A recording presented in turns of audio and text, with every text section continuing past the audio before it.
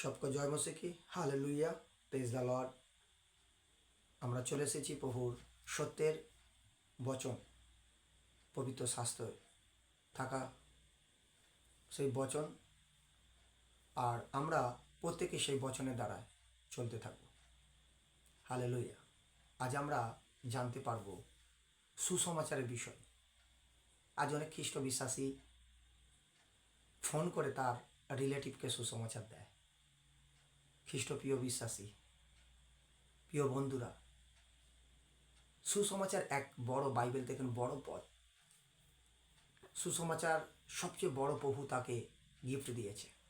যে সকল সন্তানরা রাস্তায় ঘাটে পথে সুসমাচার করছেন, প্রভুর সমস্ত কথা জানাচ্ছেন।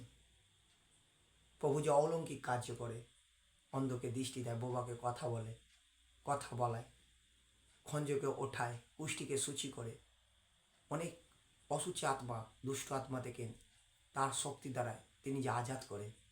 প্রত্যেকটা মানুষ এখন ফোনেতে অ্যাকচুয়ালি সকলে সুসমাচার করছে। হালেলুয়া। কেননা ইন্টারনেট ফাস্ট, আর ফোনের দ্বারা সকলে সুসমাচার করছে।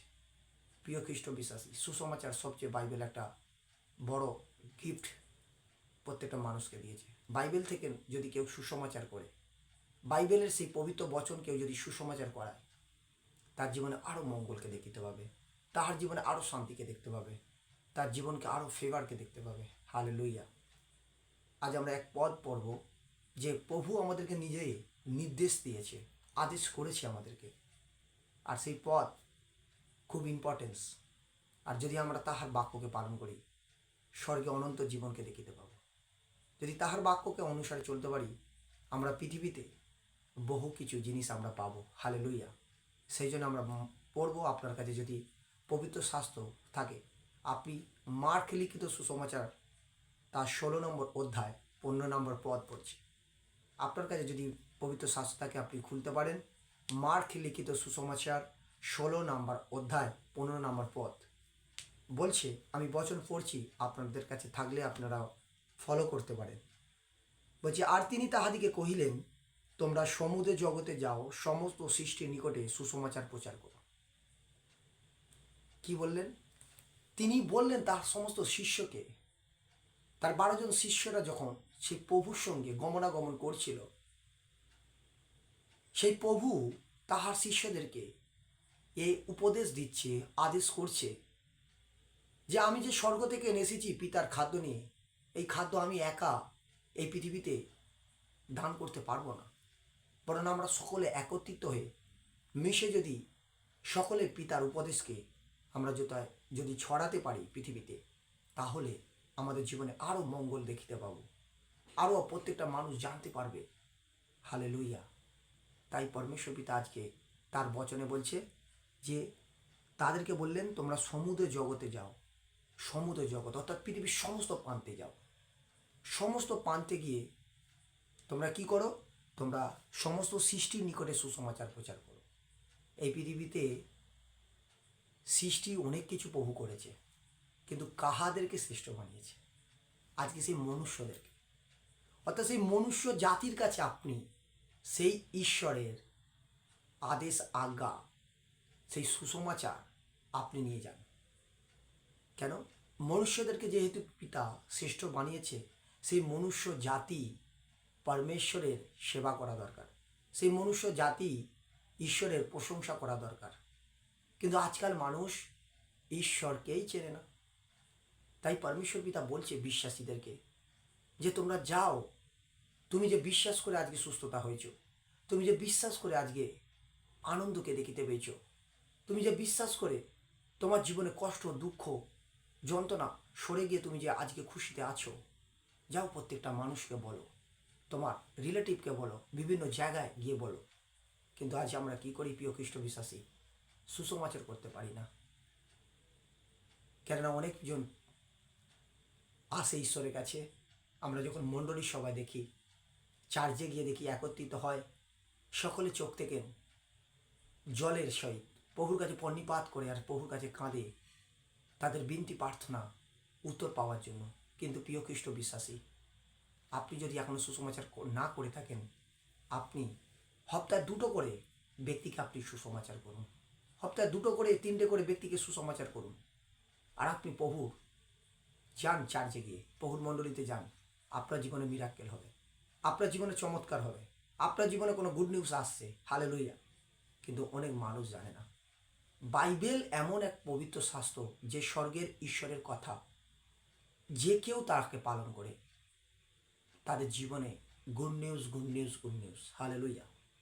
সেই জন্য তাহার শিষ্যদেরকে সকলকে প্রভু বলছে যে তোমরা বিভিন্ন স্থানে তোমরা ছড়িয়ে পড়ো, বিভিন্ন জেলা, বিভিন্ন রাজ্যে গিয়ে তোমরা যাও, প্রত্যেকটা গ্রাম শহরে যেখানে অন্ধকারে মানুষ পড়ে আছে, দুঃখে পড়ে আছে, যারা এখনো জানেনি যিশুকে, তারা জানেনি, ছুটকারা এখনো পায়নি, যাদের ঘরেতে মেডিসিন, যাদের ঘরেতে এখনো রিপোর্ট, যাদের ঘরেতে ডক্টরের পর ডক্টর, যাদের জীবনে দুর্ঘটনার পর দুর্ঘটনা, যারা পরিশ্রান্ত ভারাক্রান্ত হয়ে পড়েছে, তাদের কাছে যাও আর এই সত্যের বাণী তাদেরকে প্রচার করো। এই সত্যেও 2টো নামে ধন্যবাদ তাদেরকে শেখাও, প্রত্যেকের জীবনে মঙ্গল আসবে, হালেলুয়া। আর সেই থেকে আজ শিষ্যরা সুসমাচার করা শুরু করলো, যোহন সুসমাচার করতে শুরু করলো, আর সে পৌল সুসমাচার করতে গেল, থোমা সুসমাচার করতে গেল, প্রত্যেকটা জন সুসমাচার করতে গেল। তাহলে খ্রিস্ট বিশ্বাসী, আপনিও তো খ্রিস্ট বিশ্বাসী, আপনিও তো বিশ্বাসী আছেন, আপনি কেন এখনো পর্যন্ত সুসমাচার করছেন না? কেন এখনো পর্যন্ত আপনার রিলেটিভকে জানাচ্ছে না? কেন এখনো পর্যন্ত আপনার পরিবারে দুঃখ আছে, কেন এখনো আপনি ধন্যবাদ দেওয়া শেখাচ্ছে না? আজ থেকে ধন্যবাদ দেওয়া স্টার্ট করুন, আপনার জীবনে মঙ্গল দেখিতে পাবে, হালেলুয়া। কেননা ধন্য সেই ব্যক্তি যে ঈশ্বরের আদেশ আজ্ঞাকে পালন করে, ধন্য সেই ব্যক্তি যে দুঃখীদের পাশে দাঁড়ায়, ধন্য সেই ব্যক্তি যে পিতা পুত্র পবিত্র আত্মাকে মিলন করিয়ে দেয়। আপনি যখন একটা সুসংবাদ, প্রভুর সুসংবাদ নিয়ে দুঃখ মানুষের কাছে, যারা দুঃখী, পরিশ্রান্ত, ভারাক্রান্ত, রোগে, সমস্যায় জটিলভাবে পড়ে আছে, তাদের কাছে যখন আপনি যাচ্ছেন প্রভুর সেই সুসমাচার নিয়ে, তারা গ্রহণ করবে। কেন? তারা ক্ষুধার্ত হয়ে আছে। কেননা প্রভু যীশু বারবার উপদেশ দিয়েছে আমাদেরকে যে অসুস্থ লোকেদের চিকিৎসার প্রয়োজন আছে, কিন্তু সুস্থ লোকের চিকিৎসার প্রয়োজন নেই। আপনি সুস্থ লোকেদেরকে যতই আপনি সুখাদ্য দিন না, ওনারা গ্রহণ করবে না, কিন্তু সঠিক সময় আসাতে তাহারা গ্রহণ করবে। সেই জন্য পরমেশ্বর বলছে যারা দুঃখী হয়ে আছে, পরিশ্রান্ত, ভারাক্রান্ত হয়ে আছে, কেন মতিলিখিত সুসমাচারে ওখানে বলেছে 11:28 যে হে পরিশ্রান্ত ভারাক্রান্ত লোক সকল, আমার নিকটে আসে, তোমরা বিশ্রাম পাবে। অর্থাৎ আমরা জেনে গেছি প্রভুর কাছে আসাতে তারা পাপ থেকে সরে আসবে, প্রভুর কাছে আসাতে প্রভুর তারিফ করবে, মহিমা করবে, আর তারা নিজের জীবনকে আলোকিত দেখতে পাবে। প্রিয় খ্রিস্ট বিশ্বাসী, আপনি যদি ঈশ্বরকে বিশ্বাস করে থাকেন, আমার প্রভুকে প্রেম করে থাকেন, প্রভুর বচনে লেখা আছে যে আমাকে প্রেম করে আমার বাক্যকে সে প্রেম করে, হালেলুয়া। আর আমার পিতা তাহার নিকটে থাকে, আর আমিও তাহার নিকটে থাকি, এবং তার সাথে থাকি, তার সাথে খাবার টেবিলে থাকি, তার বেডরুমে থাকি, সমস্ত জায়গায় তার সাথে থাকি, হালেলুয়া। যদি আপনি বিশ্বাসী হয়ে থাকেন, খ্রিস্ট বিশ্বাসী, আমার প্রভুকে যদি প্রেম করে থাকেন, প্রিয় বিশ্বাসী, আমার প্রভুর বচনকে প্রেম করুন। আমার প্রভুর বচন পবিত্র। যে ব্যক্তি একবার পবিত্র বচনকে প্রেম করে, আমার প্রভু তার সাথে থাকে, হালেলুয়া। আপনি প্রভুর বচনকে প্রেম করেছেন।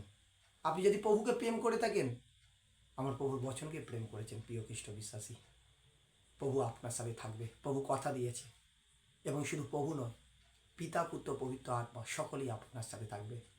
স্বর্গের দূত আপনার সাথে কথা বলতে আসবে, স্বর্গের দূত আপনাকে রাস্তা দেখাবে। প্রিয় খ্রিস্ট বিশ্বাসী, আপনারা প্রত্যেকে তৈরি হয়ে যান, মন তৈরি করুন যে রাস্তাঘাটে আমি সমস্ত অন্ধখঞ্জ ব্যক্তিদের কাছে সুসমাচার দেব।